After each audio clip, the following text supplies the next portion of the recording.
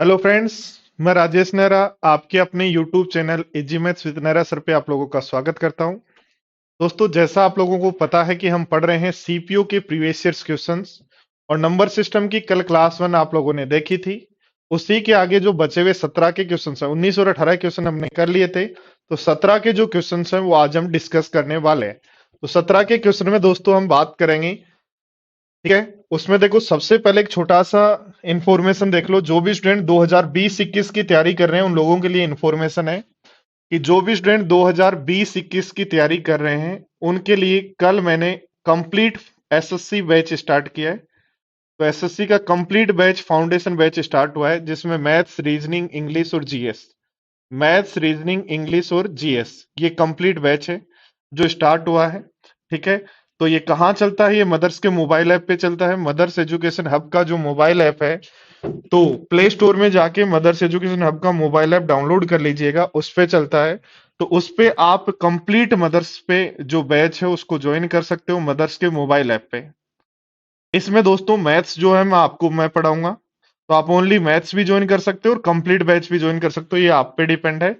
Only maths भी join कर सकते हो, ओनली मैथ्स भी ज्वाइन कर सकते हो, और कंप्लीट एसएससी फाउंडेशन का complete batch, maths, reasoning, English, GK, सारी चीजें आप ज्वाइन कर सकते हो।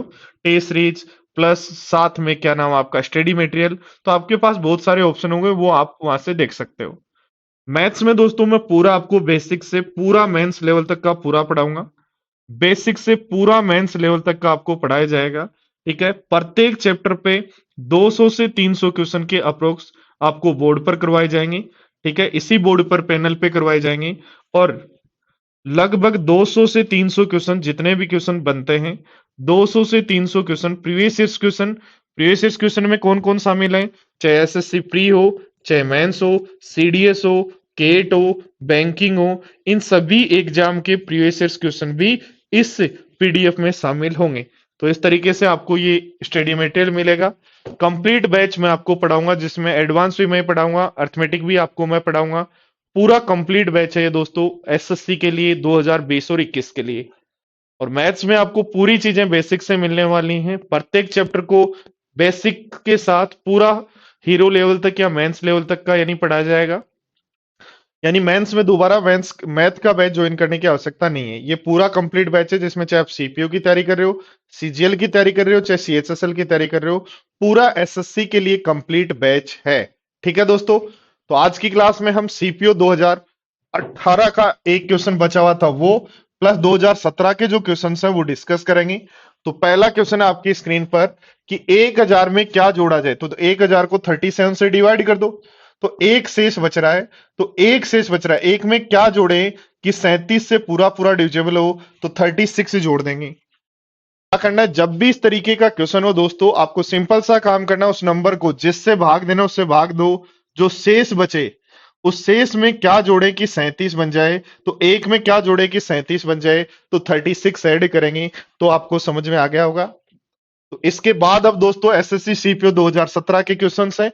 तो 17 के क्वेश्चन में पहला क्वेश्चन है, 709 में क्या जोड़े कि एक पूर्ण वर्ग संख्या बन जाए। तो पूर्ण वर्ग संख्या 729 जानते हो आप, 27 का स्क्वायर 729 होता है। तो सीधा सीधा ही क्वेश्चन है।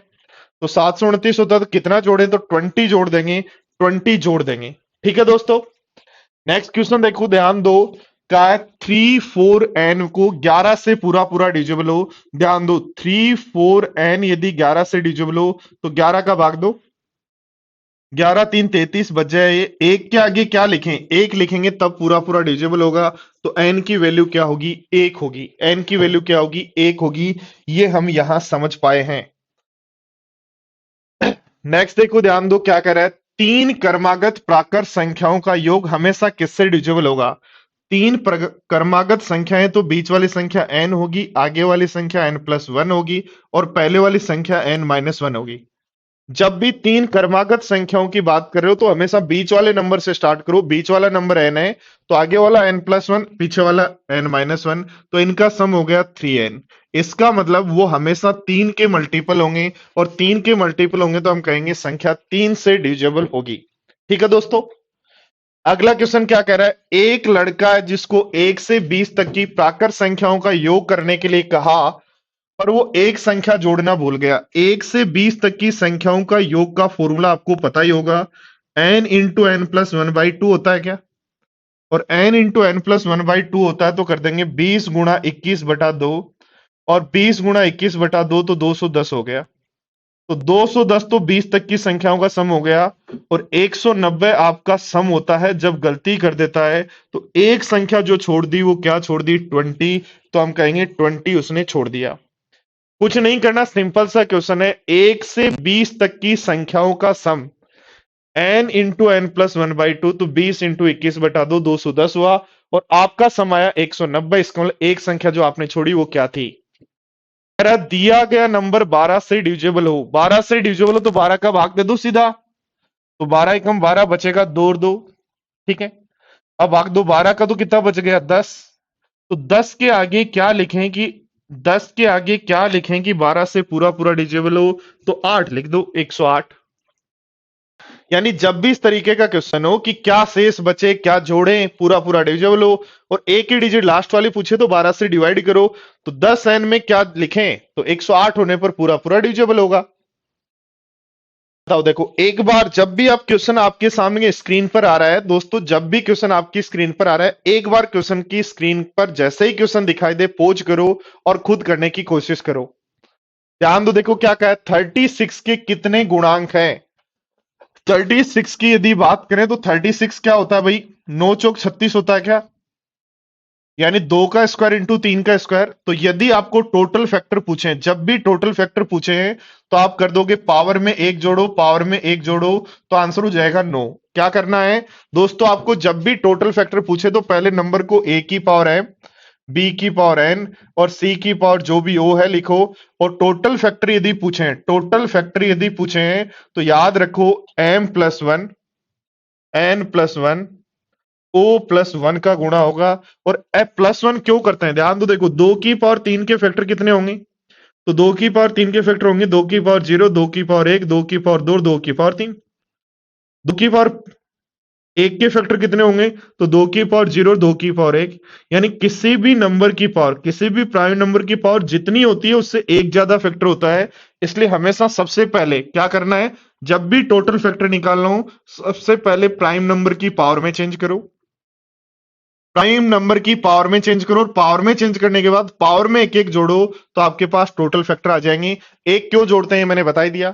फटाफट कमेंट करो सारे स्टूडेंट्स, एक बार कमेंट करो 40 के टोटल कितने फैक्टर हैं? 40 के धनात्मक पूर्णांक कौन है?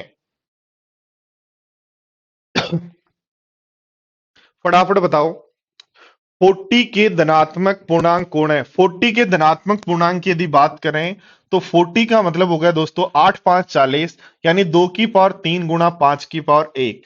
तो टोटल फैक्टर चाहिए तो पावर में एक एक जोड़ेंगे और गुणा कर देंगे, और पावर में एक एक जोड़ने पर गुणा करेंगे तो आंसर हो जाएगा 8। यानी पेन चलाने की आवश्यकता नहीं है। इतने आसान क्वेश्चन आपके सीपीओ 17 18 19 में आए हैं नंबर सिस्टम के, और फिर भी हम घबराते रहते हैं। कल आपने देखा कोई भी क्वेश्चन, एक दो क्वेश्चन तो आता है देखो, अच्छा बाकी कोई भी क्वेश्चन जो है ऐसा नहीं है कि आपको फंसा के खड़ा कर देगा। ध्यान दो, देखो वापिस 17 में वापिस वही क्वेश्चन आ गया। कहा है 1 से 12 तक की संख्याओं का योग करना था, तो n इंटू एन प्लस 1/2 लगा देंगे, तो दोस्तों 13 6 78 होता है, तो 78 आया। बट रियल में उनका योग हुआ 80।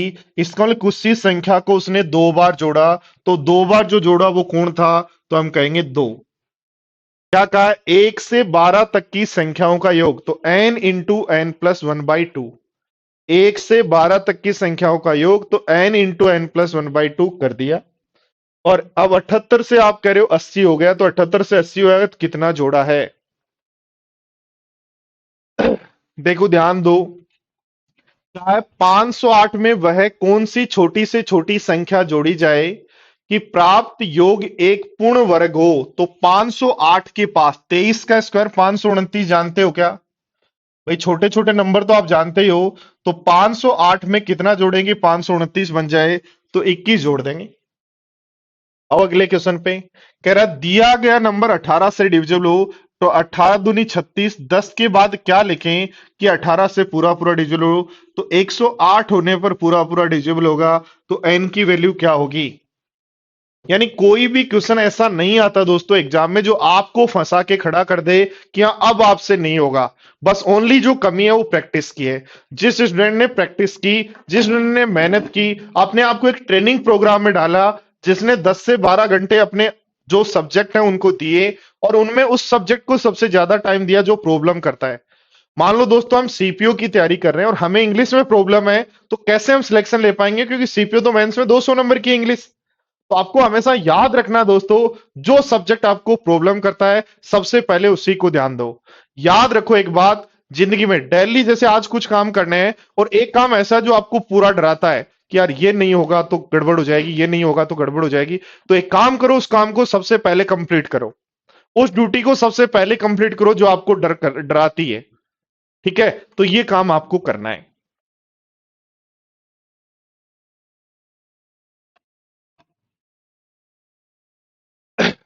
सारा गेम प्रैक्टिस का है, बिना प्रैक्टिस के कुछ भी नहीं होगा। जिसने प्रैक्टिस कर ली जीतना वही है। तो देखो नेक्स्ट क्वेश्चन क्या कहा है। 4 अंकों की वह कौन सी संख्या है जो पूर्ण वर्ग संख्या। देखो ध्यान दो, यदि हम कहें एक डिजिट की सबसे छोटी पूर्ण संख्या कौन है तो एक, और सबसे बड़ी कौन है तो हम कहेंगे एक डिजिट की सबसे बड़ी संख्या है 9। 2 डिजिट की सबसे छोटी पूर्ण संख्या कौन है तो आप कहोगे 2 डिजिट की क्या होती है 4 का स्क्वायर 16। और सबसे बड़ी कौन है तो 9 का स्क्वायर 81। 3 डिजिट की सबसे छोटी संख्या कौन है जो स्क्वायर है तो 3 डिजिट का 10 का स्क्वायर 100 होता है। और सबसे बड़ी कौन है तो 3 डिजिट की सबसे बड़ी जो संख्या है बोलो कितनी होती है 961, 31 का स्क्वायर 961। ठीक है, तो 4 डिजिट की यदि बात करें तो 4 डिजिट की सबसे छोटी संख्या 32 का स्क्वायर 1024। और सबसे बड़ी संख्या तो सबसे बड़ी संख्या 9801। ठीक है, तो इसी तरीके से आपको कम से कम इतना तो याद रखना है ताकि आपको देखते ही क्वेश्चन ध्यान दे। 4 अंकों की सबसे छोटी संख्या जो पूर्ण वर्ग है तो 1024 आंसर लगा देंगे। ध्यान दो क्या कह रहा है, 27 के आगे क्या लिखें। ध्यान दो एक बात, यदि आपको समझ में आ रही हो तो आपको यहां आपको मैंने सिखाया था कि 50 का स्क्वायर कितना होता है 2500। 50 का स्क्वायर कितना होता है 2500। 51 का स्क्वायर कितना होता है, यानी 50 से आगे जा रहे हैं। 27 का मतलब आगे की तरफ जा रहे हैं, 25 से ज्यादा है तो इसका मतलब आगे जा रहे हैं। तो 51 का स्क्वायर क्या होगा, इसमें एक जोड़ो और 1 का स्क्वायर। तो 52 का स्क्वायर क्या होगा, आते हैं ना आपको, 27 में 2 जोड़ो 27, सॉरी 25 में 2 जोड़ो, क्योंकि 50 से जितना ज्यादा है कितना ज्यादा है एक, तो एक जोड़ के 1 का स्क्वायर। कितना ज्यादा है 2, तो 2 जोड़ के 2 का स्क्वायर। बोलो कितना ज्यादा है 3, तो यदि 53 होगा तो 3 ज्यादा होगा, तो 3 जोड़ो 28 और 3 का स्क्वायर 9। तो इसी तरीके से आपको स्क्वायर करना है, जैसे 59 का स्क्वायर करना है तो कितना ज्यादा है 9, तो 9 जोड़ेंगे बनेगा 34 और 9 का स्क्वायर क्या बन जाएगा 81। तो इसी तरीके से आपको चलना है। तो 27 का मतलब 25 से 2 ज्यादा है, तो 2 ज्यादा 27 और 2 का स्क्वायर 4, तो एन की वैल्यू क्या होगी तो 4। याद रखना दोस्तों, एक बात याद रखना, जैसे 50 का स्क्वायर आपने कहा 2500 है, यदि पीछे की तरफ जाएं तो 49 करें तो कहेंगे 49 का स्क्वायर, तो एक कम है तो एक कम करो और 1 का स्क्वायर। देखो 48 को देखें तो दो कम है, दो कम है तो दो कम करो और 2 कम का स्क्वायर। 47 की बात करें तो 47 इससे 3 कम है, तो 25 से 3 कम 22 और 3 का स्क्वायर। देखो 43 की बात करें तो कितना कम है 7 कम है, तो 25 से 7 कम 18 और 7 का स्क्वायर 49। यानी सीधा सा बात याद रखना है, 50 के आगे पीछे यदि जब भी स्क्वायर दिखाई दें 2500 के पास या 2500 से पहले, तो जब आगे जाना है तो जितना ज्यादा ऐड है उतना ज्यादा ऐड करो, उसी का स्क्वायर लिखो, और पीछे जाना है तो उतना कम करो और उसी का स्क्वायर लिखो। आगे बात समझ में।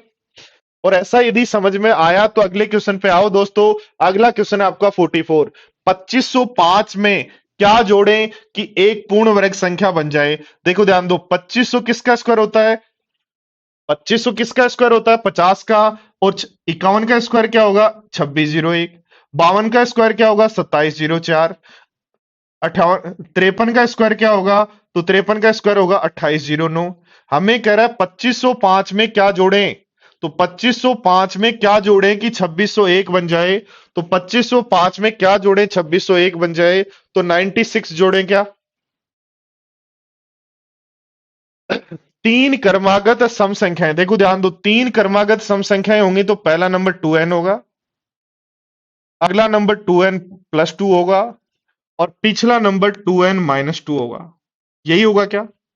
तो तीनों का सम करें तो बन रहा है हमारे पास 6n। तो वो नंबर किस से डिविजिबल होगा? 6 से। 2n क्यों लिखा? याद रखना दोस्तों, इवन नंबर हमें पता है कि हमें सिर्फ 2 से डिविजिबल होता है, इसलिए 2n लिखा है। और ओड नंबर को यदि हम लिखेंगे तो ओनली n लिख सकते हैं, और रेगुलर नंबर को लिखते हैं तो भी n लिखेंगे। नेक्स्ट देखो क्या कहा है, 24 के कितने धनात्मक गुणांक है? एक बार वीडियो को पॉज करो और देखो अपनी घड़ी में कि कितने सेकंड में आप आंसर दे पा रहे हैं। इतने छोटे छोटे क्वेश्चंस आपके एग्जाम में आ रहे हैं जिनको आप आराम से कर सकते हैं। तो 24 के गुणांक हमारे पास होंगे 8 3 24। 8 3 24 होते हैं, 24 के गुणांक हमारे पास होते हैं 8 3 24, यानी 8 3 24 होता है। तो टोटल फैक्टर चाहिए तो 4 गुणा 2, और 4 गुणा 2 तो टोटल फैक्टर आपके पास हो जाएंगे 8। ठीक है क्या? ध्यान दो, 24 की यदि बात करें तो 8 तिया 24, और 8 तिया 24 तो टोटल फैक्टर चाहिए तो 3 का 1 अधिक, 1 का 1 अधिक, तो आंसर हो जाएगा 8।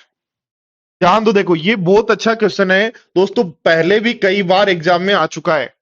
और जो भी सीपीओ सीएचएसएल इस तरीके का एग्जाम होता है वहां कई बार ऐसा क्वेश्चन आ चुका है। ध्यान दो बोर्ड पर, पहले भरा हुआ था 4/5 भाग, पहले भरा हुआ था 4/5 भाग, अब भरा हुआ है 3/4 भाग। देखो नीचे वाली वैल्यू तो टोटल ही होती है ना, इसलिए ऐसा नंबर जिसमें 5 और 4 का भाग चला जाए तो टोटल कैपेसिटी क्या 20 मान लो क्या? ध्यान दो, इस फ्रैक्शन को हटाने के लिए हमने क्या किया, जो भी डिनोमिनेटर में नंबर है उनका एलसीएम ले लिया।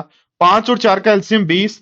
तो ध्यान दो, 20 का 4/5 भाग भरा हुआ था यानी 16 भरा हुआ था, 20 का 3/4 भाग भरा हुआ है यानी 15 भरा हुआ है। तो कितना हटा दिया? एक। और इस एक की वैल्यू कितनी है? 42। एक की वैल्यू 42 है तो 20 की वैल्यू क्या होगी? तो 20 से गुणा कर देंगे तो 840 हो जाएगा। सारे स्टूडेंट समझ ले, सीख लें, ध्यान दो, देखो कुछ भी नहीं है। क्या कहा? जो डिनोमिनेटर नंबर है वो टोटल की वैल्यू होती है। तो 5 और 4 का एलसीएम लो, टोटल हो गया 20। 20 का 4/5 16, 20 का 3/4 15, दोनों के डिफरेंस एक की वैल्यू 42 है। एक की वैल्यू 42 है तो 20 की वैल्यू क्या होगी वो निकाल लो। 4 अंकों की वह कौन सी संख्या है सबसे बड़ी जो पूर्ण वर्ग है? तो अभी सिखाया था आपको 9801 होता है।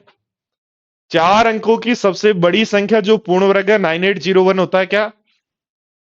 ध्यान दो, तीन क्रमागत विषम संख्याओं का योग, तीन क्रमागत विषम संख्या एक n होगी, एक n+1 होगी, और एक n-1 होगी। तो तीनों का योग क्या होगा? 3n होगा। इसका मतलब ये डिविजिबल होगा 3 से। तो ध्यान दो, देखो तीन जब भी लगातार नंबर हैं तो तीन लगातार नंबर है किससे डिविजिबल होंगे? 3 से। तीन लगातार नंबर किससे डिविजिबल होंगे? 3 से। तीन लगातार इवन नंबर तो तीन और इवन होने के कारण 6 से। और तीन लगातार ओड नंबर तो तीन और ओड होता है इसलिए 3 से। याद रखना, तीन लगातार नंबर किससे डिविजिबल होते हैं? 3 से। तीन लगातार नंबर किससे डिविजिबल होते हैं? 3 से। और इवन नंबर तो तीन तो होगा प्लस दो और, इसलिए 6 से। और तीन ओड नंबर है तो 3 से डिविजिबल होना है। बोलो आया क्या सबको समझ में?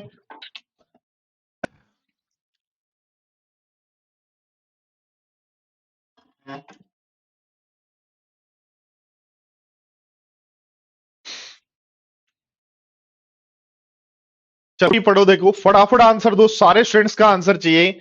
1 से 20 तक प्राकृत संख्याओं का योग चाहिए। तो 20 × 21/2 करते हैं तो दोस्तों बनता है 210। बट ये कह रहा है 215 आया। इसको एक संख्या को आपने दो बार जोड़ा है, और वो संख्या कौन है? तो हम कहेंगे 5। एक लड़का 1 से 20 तक की संख्याओं का योग किया, तो 1 से 20 तक की संख्याओं का योग होता है 210। लेकिन वह एक संख्या को दो बार जोड़ता है, दो बार जोड़ता है तो 215 आ रहा है। तो 210 की बजाय 215 आ रहा है, तो किस संख्या को दो बार जोड़ा वही ज्यादा है। आओ अगला क्वेश्चन देखो, ध्यान दो क्या कह रहा है। वही टंकी वाला क्वेश्चन है, एक बार करने की कोशिश करें और सारे स्टूडेंट कमेंट करें। प्लीज सारे स्टूडेंट्स इस क्वेश्चन को एक बार करने की कोशिश करें और कमेंट करें।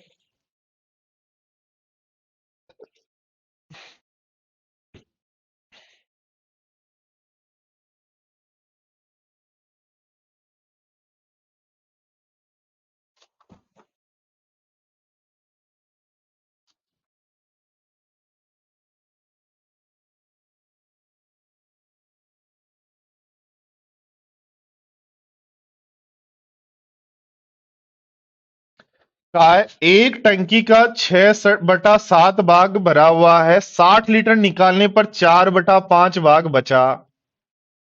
ध्यान दो दोस्तों, क्या मैं ऐसा कहता हूं 7 और 5 का कॉमन मल्टीपल 35 टंकी में टोटल पानी था क्या, या तेल था क्या?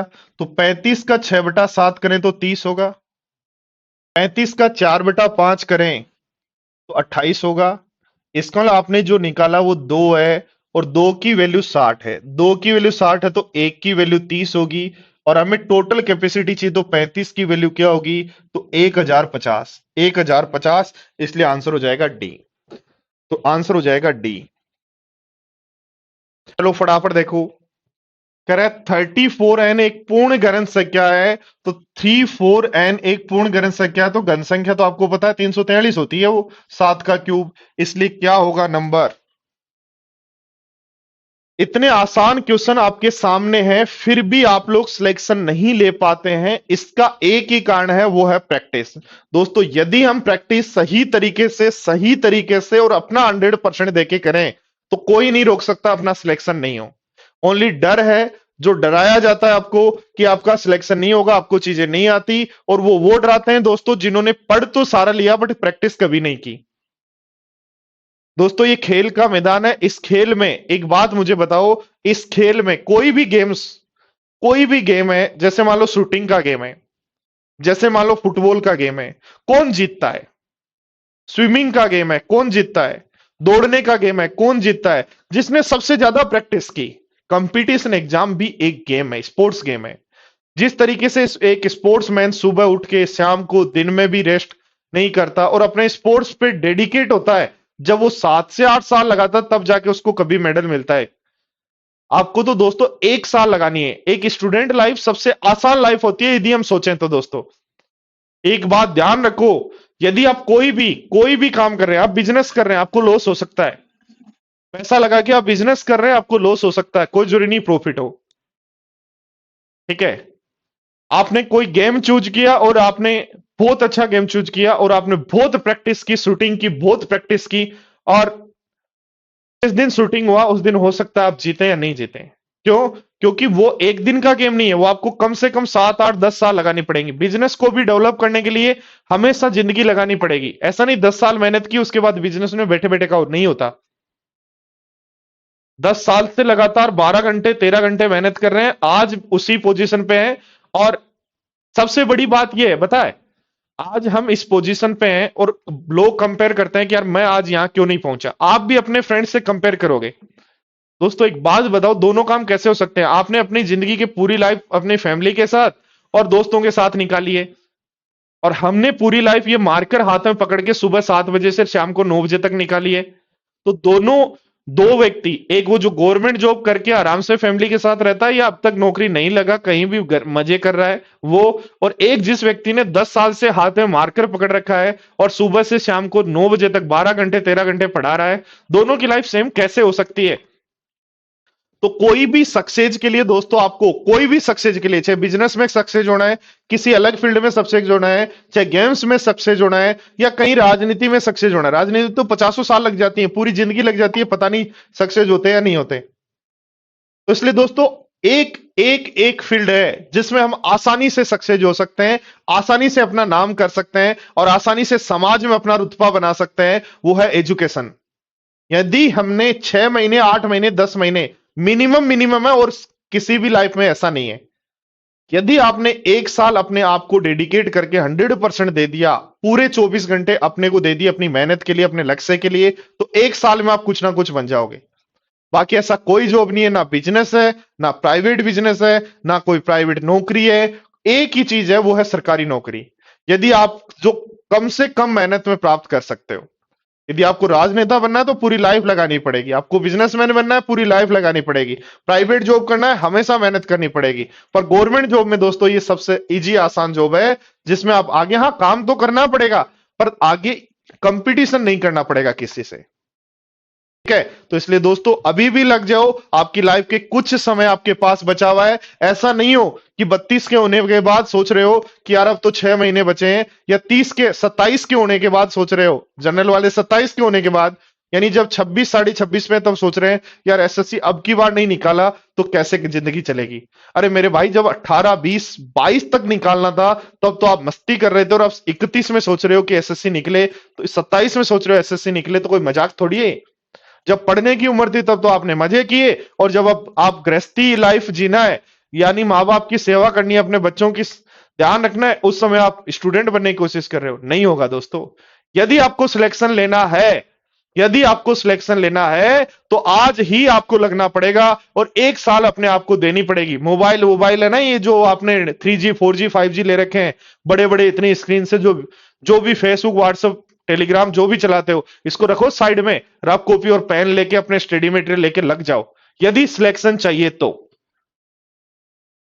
ठीक है, सच यही है, जिस दिन आप अपनी लाइफ के पूरे 24 घंटे 1 साल तक अपने आप को देंगे, उस दिन आप स्टूडेंट लाइफ में आएंगे। अभी स्टूडेंट लाइफ में नहीं है, अभी तो आप मजे वाली लाइफ में हैं। स्टूडेंट लाइफ एक तपस्या होती है जिसमें कुछ भी लागू नहीं होता, लोअर टी शर्ट होती है और नीचे चप्पल, उसी में जीना होता है। ऐसे नहीं कि अच्छे अच्छे बाल बना के चाय की थड़ी पे गए, देख घूम के आए, आज मूवी देख के आए, वो करके आए, और पढ़ते पढ़ते 2 घंटे पढ़े, फिर कहा मन ही नहीं लग रहा सर आज तो। अरे काय का मन नहीं लग रहा भाई, क्या कर लिया तूने ऐसा? तो अपने आप को एक ट्रेनिंग प्रोग्राम में डालो, अपने आप को 10 से 11 घंटे लगाओ ताकि आप प्रैक्टिस कर पाओ।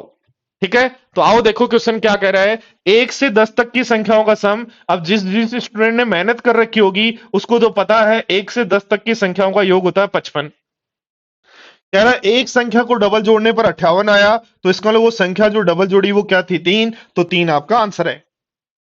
मैंने खुद क्वेश्चन नहीं बनाए, ये एग्जाम के एज इट इज क्वेश्चन है। क्या कह रहा है, 2 अंकों की कितनी संख्या है जो 3 से विभाजित है बट 7 से नहीं। तो 2 अंकों की का मतलब हो गया 10 से लेनी है 99 तक, तो 1 से 9 तक छोड़नी है। तो सबसे पहले पता करो 1 से 9 तक 3 से डिविजिबल नंबर होते हैं 3, और 99 तक 3 से डिविजिबल होते हैं 33। तो इसका मतलब हो गया 10 से 99 यदि चाहिए तो 33 में से 3 माइनस करो, 30 नंबर होंगे। यदि इतना ही क्वेश्चन होता कि 2 डिजिट के वो नंबर जो 3 से डिविजिबल है, तो 1 से 9 तक के 3 और 1 से 99 तक के 33 में से 3 घटा दे तो 30 नंबर आ जाते। बट वो कह रहा है जो 7 से डिविजिबल हो वो नहीं लेने।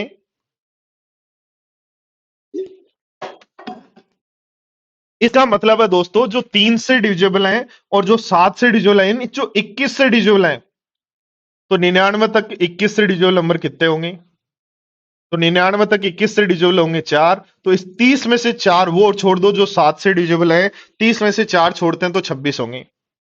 यानी दोस्तों ध्यान दो, ये 3 से डिविजिबल नंबर हैं, और अब वो हटाने जो 7 से डिविजिबल है, इसका मतलब ये वाले हटाने हैं। तो ये वाले 3 से तो है ही और 7 से भी हैं, इसका मतलब 21 से डिविजिबल हटाने हैं। आई क्या बात समझ में? क्या है, इस नंबर को 6 से भाग दें तो शेष क्या बचेगा, बताओ फटाफट। ट्राई करो सारे स्टूडेंट्स, एक बार ट्राई करो मेरे प्यारे साथियों।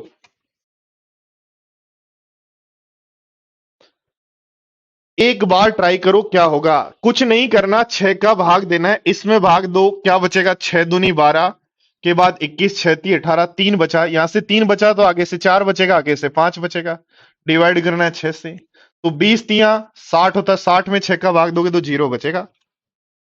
कुछ नहीं करना, यहां से शेष निकालो, 3 आगे 1 ज्यादा तो 4, आगे 2 ज्यादा तो 5, अब 3 4 5 को गुणा करो तो 60 बन गया। 60 को 6 से भाग देने पर शेष क्या बचता है? कह रहा है 108 के कितने गुणनखंड हैं जो अभाज्य संख्या है, अभाज्य संख्या, अभाज्य नहीं अभाज्य संख्या है। ठीक है, 60 के ऐसे कितने गुणनखंड हैं जो अभाज्य संख्या है। अभाज्य संख्या का मतलब है 108 में 2 का भाग 2 कितनी बार जाता है, तो 2 का भाग 54 बार, फिर 2 का भाग 2 कितना 27, फिर 3 का भाग 2 कितनी बार 9, फिर 3 का भाग 3 बार, फिर 3 का भाग 1 बार। तो जब ये 1 आ जाए तब छोड़ना है, तो ये प्राइम नंबर फैक्टर है, कितने हैं, तो 5। कह रहा है निम्न में से कौन से कथन सही हैं? देखो ध्यान दो, कह रहा है 337 एक अभाज्य संख्या है। किसी भी अभाज्य संख्या को यदि चेक करना है तो 337 का स्क्वायर रूट निकालो, तो लगभग आ रहा है 18। 18 आ रहा है ना लगभग। किसी भी नंबर को चेक करना है कि ये प्राइम नंबर है या नहीं है, तरीका सीख लो। क्या करना है, स्क्वायर रूट निकालो, लगभग आया 18। अब 18 से छोटे जो प्राइम नंबर है 13, 17, 13, 11, 7, 5, 3, 2, इनमें से किसी का भी भाग जाता है क्या इसमें? नहीं जाता। नहीं जाता तो ये कथन सही है, यानी ये प्राइम नंबर है। जाता तो हट जाएगा। कह रहा है 12 के 6 पॉजिटिव फैक्टर हैं। 12 क्या होता है भाई? 2 का स्क्वायर इंटू 3। तो हम कहेंगे टोटल फैक्टर कितने हैं, तो 3 गुणा 2 6 है। ये बात भी ठीक है। और ये कह रहा है ये नंबर 9 से डिविजिबल है, तो 9 बनाओ, 9 हटा, 9 बनाओ, 9 हटा, सब इसका मतलब तीनों सही है, तो हमारी बात हो जाएगी डी। तो दोस्तों याद रखना, ये थोड़ा सा इंपॉर्टेंट पॉइंट है जिन स्टूडेंट्स को नहीं पता कि किसी भी नंबर को कैसे पता करते हैं प्राइम नंबर है या नहीं है। किसी भी नंबर को कैसे पता करते हैं प्राइम नंबर है या नहीं है, तो सीधा उस नंबर का निकालो स्क्वायर रूट, सीधा उस नंबर का निकालो स्क्वायर रूट निकाला, हमारे पास आया 18। अब 18 से छोटे जो प्राइम नंबर है 17, 13, 11, 7, 5, 3, 2, इनका भाग देके चेक करेंगे, किसी का भी भाग नहीं जाता तो वो प्राइम नंबर है। ठीक है, चलो अगला क्वेश्चन क्या कह रहा है। दो अंकों की ऐसी कितनी संख्याएं जो 7 से समाप्त हो? दो अंकों की संख्याएं जो 7 से समाप्त हो, वैसे ही सोच लो, कोई दिमाग नहीं लगाना, सीधा ही सोच लो। दो अंकों की वो संख्याएं जो 7 पे समाप्त हो, यही है क्या? और कह रहा है 3 से विभाजित होनी चाहिए, नहीं है, नहीं है, 11 नहीं है, 9 और 7 16 नहीं है, 8 7 15 है, ये नहीं है। तो कितनी ऐसी 3 है जो 3 से विभाजित है? भाई जिनका सम 3 या 3 का मल्टीपल बने वो है। इकाई का अंक निकालना है, इकाई का अंक निकालना है, तो जब भी ध्यान दो 9 की पावर ओड होता तो 9 रहता है, और 9 की पावर इवन बनता है तो 1 बनता है। तो 9 की पावर इवन है इसलिए 1 बन जाएगा। दोस्तों मैंने 2019, 2018 और 2017 के सारे नंबर सिस्टम के आए हुए क्वेश्चंस आपको सोल्व करवाए। एक भी क्वेश्चन, नंबर सिस्टम भी हो गया इसमें, प्लस एलसीएम एचसीएफ भी हो गया है भाई। नंबर सिस्टम और एलसीएम एचसीएफ दोनों हो गए हैं। नंबर सिस्टम और एलसीएम एचसीएफ दोनों हो गए हैं, दोनों के क्वेश्चन आपको सोल्व करवा दिए हैं। यही वो क्वेश्चन है जो आपको करने थे। ठीक है, तो अब नेक्स्ट चैप्टर हम सिंप्लीफिकेशन लेंगे। ठीक है, मेरे को थोड़ा सा